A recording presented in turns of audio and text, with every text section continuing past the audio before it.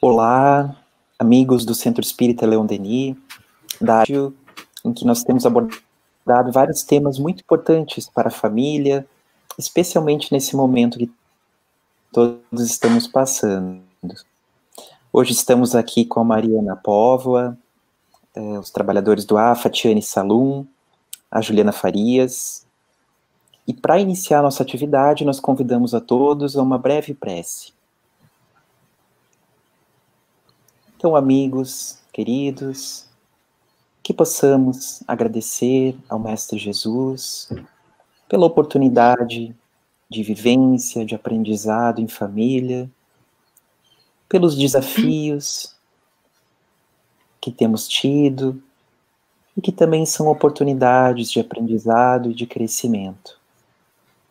Inspira-nos nesses instantes e esteja conosco, nos abraçando e nos envolvendo a cada instante. Que assim seja.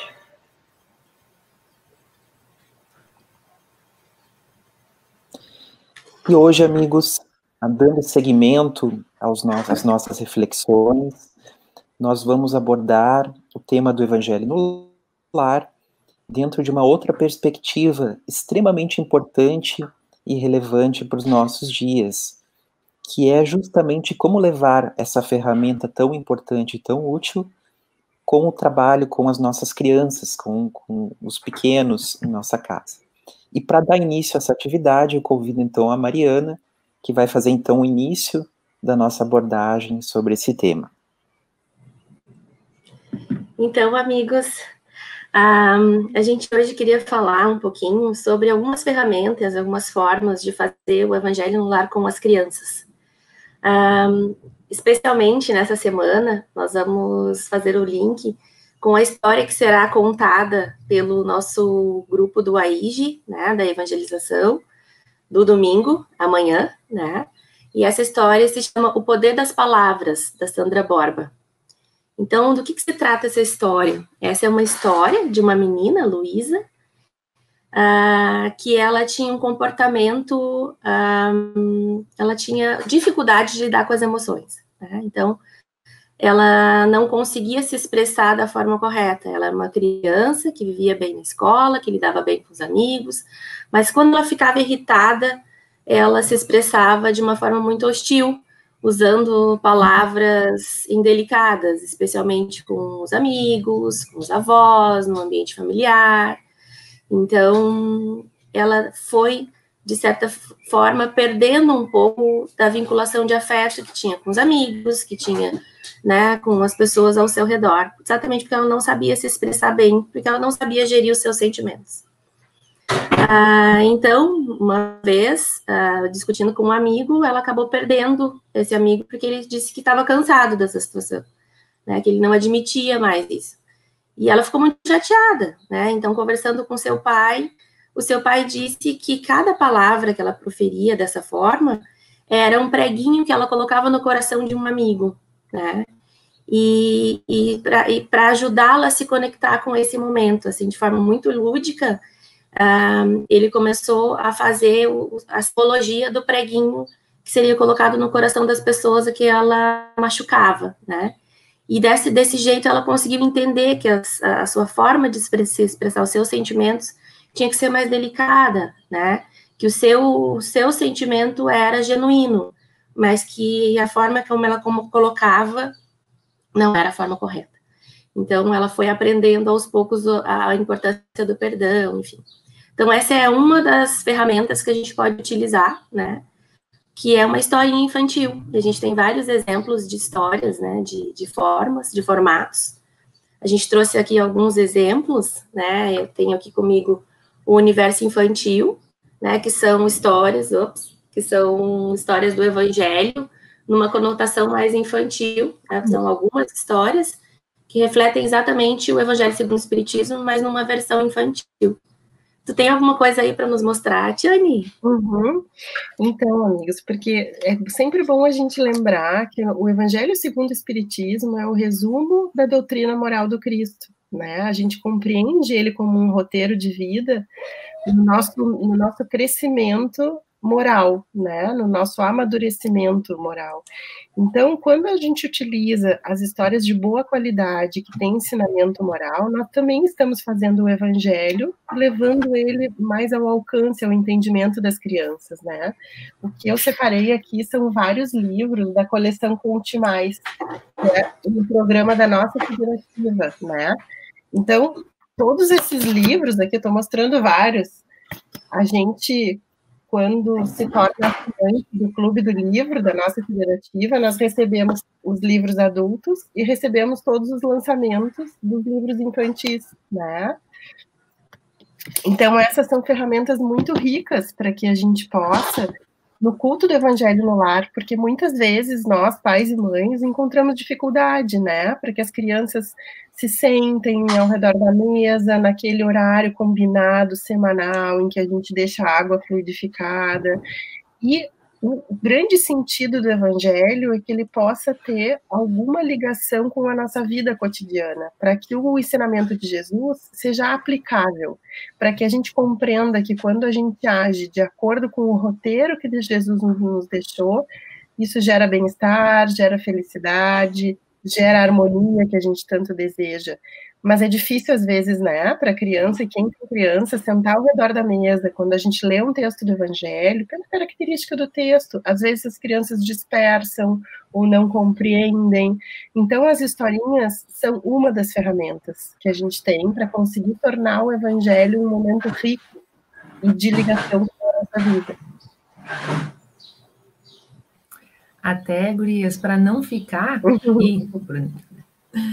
para não ficar, para não criar uma conotação negativa, assim, né? Porque às vezes a criança tá brincando, tá envolvida numa atividade bacana, assim, e aí a gente diz assim, bom, agora é o momento do Evangelho no lar. E às vezes fica essa impressão, assim, de que tem que parar, sentar e ficar escutando uma coisa que não tá entendendo, assim, né? Que não tá fazendo sentido.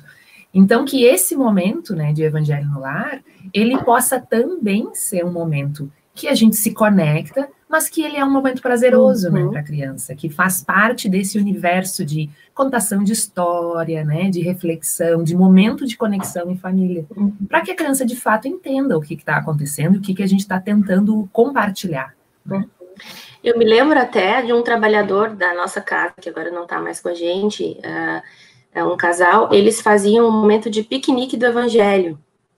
Então, eles estendiam uma mesa no chão, com as almofadas, eu lembro que era no sábado de manhã, e aí eles faziam um piquenique do Evangelho. Então, é como se fosse um momento piquenique, mas sentado no chão, de uma forma mais despojada, né?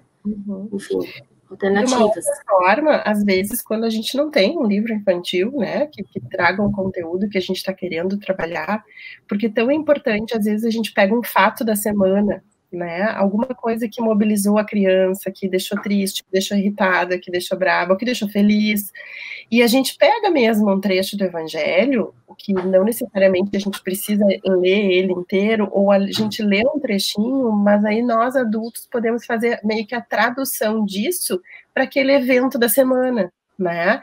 Então, se teve um fato com um amigo que está triste, que está chateado, a gente pode falar do perdão, né? Essa própria gestão das emoções, a gente consegue usar as bem-aventuranças, né? E pensar de que forma que essas virtudes podem nos ajudar a conviver melhor. Então, também dá para usar o Evangelho e a gente utilizando o texto evangélico e traduzindo para o dia a dia da família. Muitas vezes tem fatos que aconteceram ao longo da semana no próprio núcleo familiar, e a gente utiliza o evangelho como uma ferramenta para nos ajudar a resolver aquele conflito. Esse exemplo que a Tiane está trazendo, justamente eu gostaria de ouvir de vocês justamente esse ponto, como levar para a prática, né? Aproveitar esse recurso da história, do ensinamento que o livro espírita traz para o nosso dia a dia. Então, esses exemplos são muito importantes, né? Então, vamos ouvir um pouquinho de vocês, assim, gurias. Eu me lembro que uma vez uma mãe compartilhou com a gente, ali no nosso grupo de pais, no CELD, de um exemplo, assim, do dia a dia que ela trouxe, de sempre quando ver alguma situação, assim, alguma situação conflitante, né, e isso realmente aconteceu com ela, assim, no supermercado, uma criança que estava muito perturbada, e ela fazendo compras com a família, e a criança conseguiu, num dado momento, se conectar com aquela situação e dizer, mãe, vamos fazer uma prece por ela, como a gente faz no Evangelho, né, vamos fazer um Evangelho por ela não tá bem, né, e ela ficou super feliz, assim, que foi uma situação que ela viu que a criança realmente conseguiu conectar, né, que esse é um momento que a gente pode trazer para o nosso dia a dia, assim, foi bem bonito, assim, daquelas situações, assim, que justificam uma vida, né, a gente passa por essas situações, todo mundo já passou, então, foi uma aplicação bem bonita, assim, que eu achei. E uma... Não, pode Desculpa, Ti. Uma perspectiva bacana é que o Evangelho, esse momento de Evangelho no lar com as crianças, ele reforça esse sentimento de pertencimento, né? De unidade, assim, familiar, de nós somos um time, né? Então, os desafios da família, eles passam a ser do time, da família inteira, né? Não é o desafio de comportamento da criança, quando a criança apresenta alguma coisa, não, somos nós como time, como é que nós vamos resolver isso, né?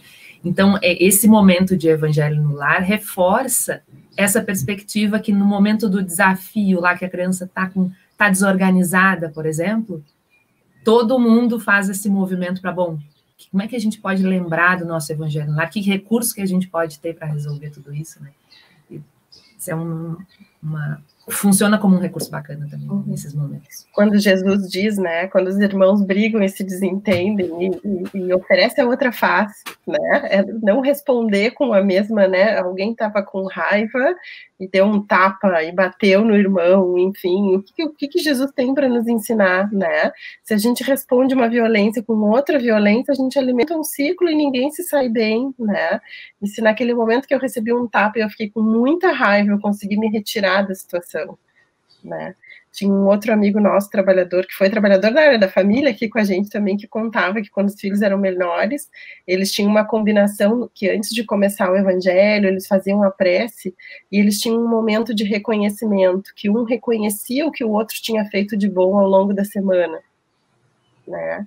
Como acaba podendo ser um momento em que a gente se desculpa, quando percebeu que naquela semana teve momentos em que a gente não foi legal, né, que não foi aquilo que a gente, não é o que a gente se propõe a ser, mas que a gente errou, e a gente pode se acolher ali naquele momento. E a gente se reconecta com a nossa melhor versão, né, amiga?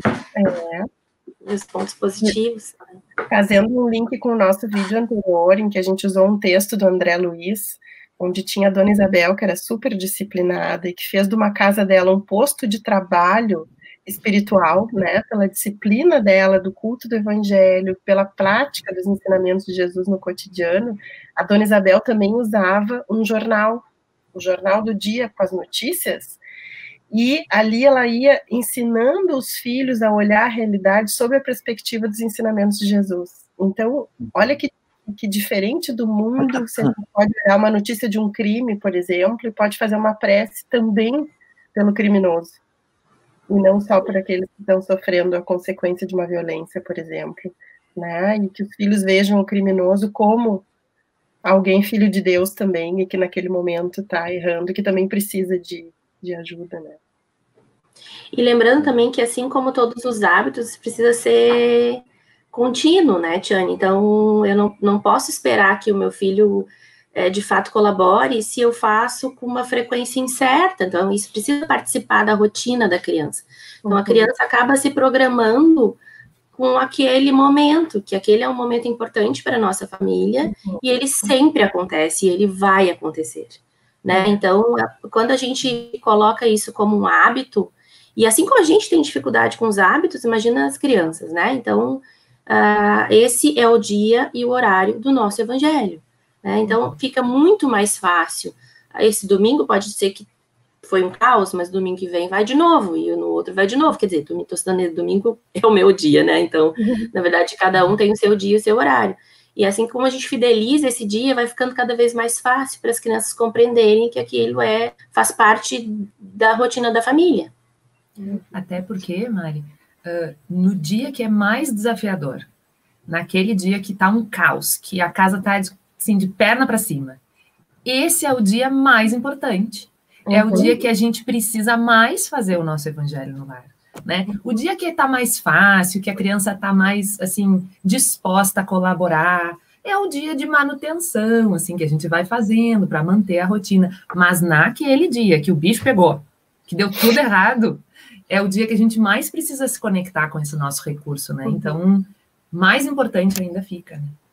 E que não precisa ser motivo de nenhum enfrentamento, né, Ju? Às vezes, bom, a criança se desorganizou, a gente sabe que a espiritualidade atua, por vezes a gente pode estar cercado de influências não necessariamente positivas, mas que nós adultos mantenhamos, né? Então, olha, filha, tá na hora do evangelho, se tu não quiser participar hoje, depois a gente conversa sobre isso, mas a mãe, o pai, ou quem faz o evangelho, a gente vai sentar e vai fazer o evangelho. Se tu quiser, tu vem. Se tu não quiseres, tu não vem, mas a rotina vai acontecer, né? E aí, então, a gente chega num ponto central, né, do evangelho no lar com crianças, que é a flexibilidade também, né? A capacidade de negociar o que for possível, negociar o negociável, né? Se a gente for muito rígido, muito, autoritário na prática, exigente na prática do evangelho no lar, a gente acaba talvez trazendo uma conotação negativa para um momento que é tão especial, assim, que pode ser tão especial. Até porque, né, Ju, a gente sempre comenta que a gente se esforça para colocar Jesus como referência para os nossos filhos, né? Que a gente erra, a gente se equivoca, a gente também está a caminho. Mas é importante que a gente precisa, né, se esforçar para aplicar os ensinamentos de Jesus, e às vezes é numa dessas horas que a aplicação da gentileza, da firmeza de Jesus, da assertividade, do carinho, é importante para que Jesus chegue perto do coração deles, né, e que a gente vai acertar, vai errar, mas a gente vai tentar voltar de novo para a diretriz que ele deixou, né. E aí, amigos, certamente essa mensagem, como vocês vêm comentando, é justamente essa mensagem acessível e que a gente pode trabalhar dentro de nós e pode levar para as crianças de uma maneira, como vocês disseram, tem que ser acolhedora, tem que ser aberta, tem que estar dentro de uma rotina, mas que tem que ter esse envolvimento também de todos da família, dentro do possível. E um dos aspectos que talvez seja um aspecto positivo, né, a Tiane deu o exemplo da Isabel, que fazia uma leitura de uma mensagem no jornal e comentava com as crianças, que já é um recurso muito válido, mas nós temos também no CELD disponível o que nós chamamos do Clube do Livro Infantil, que periodicamente, e agora a gente tem o Dia das Crianças mais adiante, um ótimo presente para quem tiver referendada com conteúdos excelentes que podem colaborar com esse momento que é tão importante para a família. Então, se alguém tiver interesse, vai passar aqui abaixo o link também, está disponível, ou utilizar os recursos que estão disponíveis na nossa casa, seja uma leitura breve do Evangelho, uma outra história que nós temos acesso, ou comentário de situações do dia a dia. Mas nós vamos chegando também no nosso horário, nosso tempo passou muito rápido, excelentes comentários e trocas, e como nós estamos com saudade dos nossos encontros presenciais, embora esses momentos já nos trazem um certo alívio de conexão, de a gente trocar um pouquinho as ideias com todos vocês. E chegando então no nosso tempo, a gente gostaria de convidar todos para a gente fazer a nossa prece e para a gente encerrar esse vídeo. Bruninho, então, posso só salientar Desculpa, pode fazer um lembrete. Aqui no nosso vídeo passou também o site da Livraria da Fergs, da nossa federativa, né? Então, livrariaespírita.org.br. Quem quiser também adquirir alguma obra específica, alguma dessas que a gente mostrou aqui no nosso vídeo, a gente pode deixar os links ali abaixo. O pessoal está fazendo entregas agora normalmente, né? A gente pode solicitar, fazer o pedido e entrega em todo o estado, assim. É um recurso bem positivo também, bem bom. Isso, e a gente não está recebendo patrocínio, pessoal. É não. Só para facilitar. Tá bom? Então, assim, queridos, vamos então fazer a nossa prece. agradecendo por esse momento de encontro, de reflexões, de troca de ideias, e rogando, Mestre querido, espiritualidade que nos assiste, que todos nós possamos receber em cada lar, todos aqueles que nos assistem, esse abraço de conforto, de esperança, de paz, de fortalecimento, para que possamos trazer o melhor, o nosso crescimento, o apoio à nossa família, às crianças e aos jovens, nesse momento que todos estamos passando. E assim, muito gratos, encerramos esse momento de hoje. Tchau, amigos. Tchau. Boa semana. Tchau, pessoal. Tchau, tchau.